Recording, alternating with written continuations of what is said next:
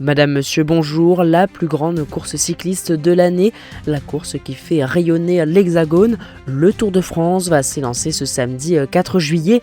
Bienvenue dans cette édition spéciale où nous allons préparer ensemble ce grand rendez-vous. Nous allons faire le point sur le parcours bien sûr, mais aussi les favoris, les outsiders et puis les chances françaises, car cette année, il n'y en a pas qu'une seule. Vous êtes bien sur l'œil du sport, le casque sur les oreilles, le volume au maximum, un verre à la main, c'est parti.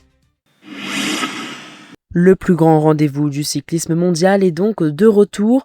Pendant 3 semaines, les regards de la planète sport seront tournés vers les routes de l'Hexagone, une édition du Tour de France 2026 qui s'annonce spectaculaire, avec un parcours exigeant, un duel au sommet entre les meilleurs coureurs de leur génération, et puis côté français, l'émergence d'un jeune talent qui nourrit déjà tous les espoirs.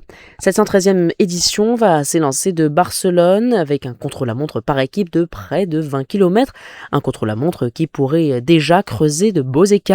Les premières journées devraient être nerveuses, propices aux bordures et aux coups tactiques, et puis un retour en France pour un parcours de 3320 km environ.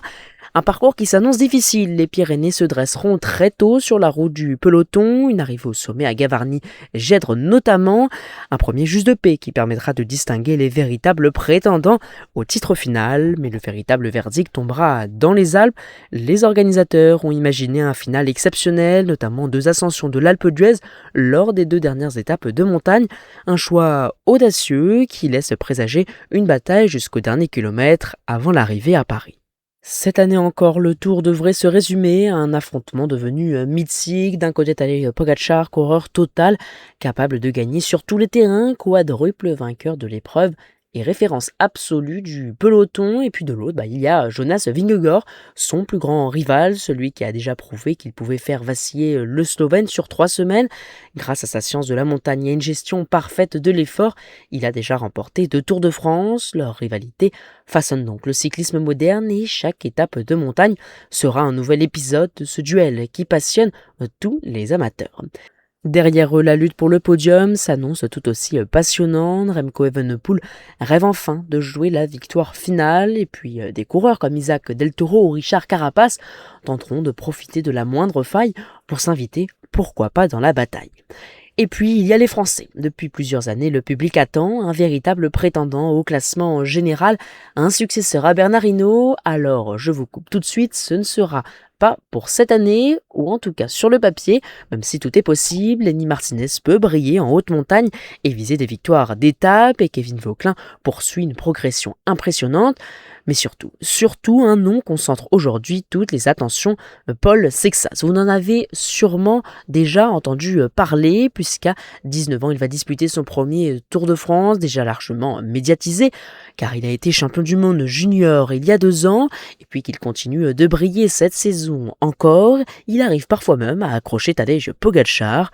Alors le coureur de décathlon AG2R, la mondiale, il a brûlé les étapes, son aisance en montagne, ses qualités de rouleur, et surtout sa maturité impressionne d'ores et déjà les observateurs. Beaucoup soulignent même sa capacité à rester calme sous la pression, une qualité rare chez un coureur aussi jeune. Évidemment, personne ne lui demande de jouer le maillot jaune dès cette année, personne ne lui demande de lever la coupe sur les Champs-Élysées.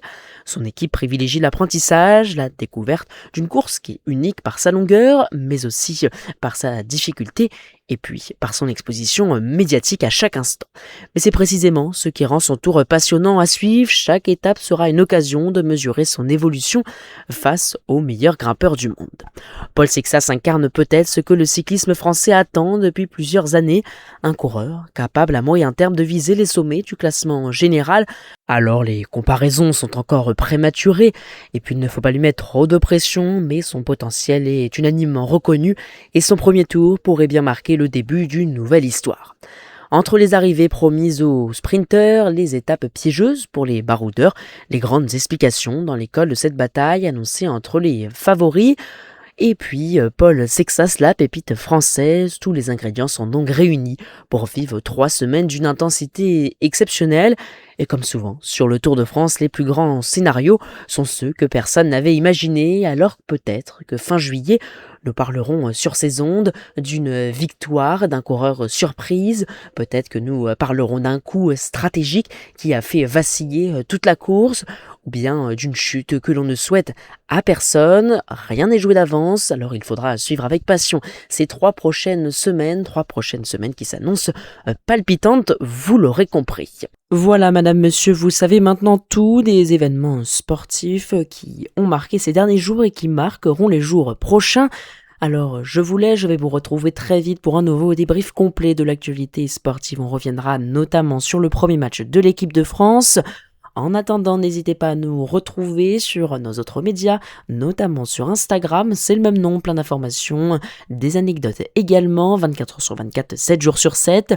Tous les podcasts sont à retrouver, eux, sur YouTube. Et si vous habitez en Haute-Savoie, vous pouvez également nous écouter sur le canal 100.9 de la bande FM Radio Gifre. Un très grand merci de nous avoir suivis. Merci également à notre partenaire myfuturegift.com, site internet où vous trouverez tout ce dont vous avez besoin, que ce soit pour vous, pour les autres, pour offrir.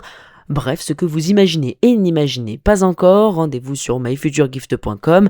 Un très grand merci d'avoir suivi cette nouvelle édition. N'hésitez pas à partager tout autour de vous l'œil du sport.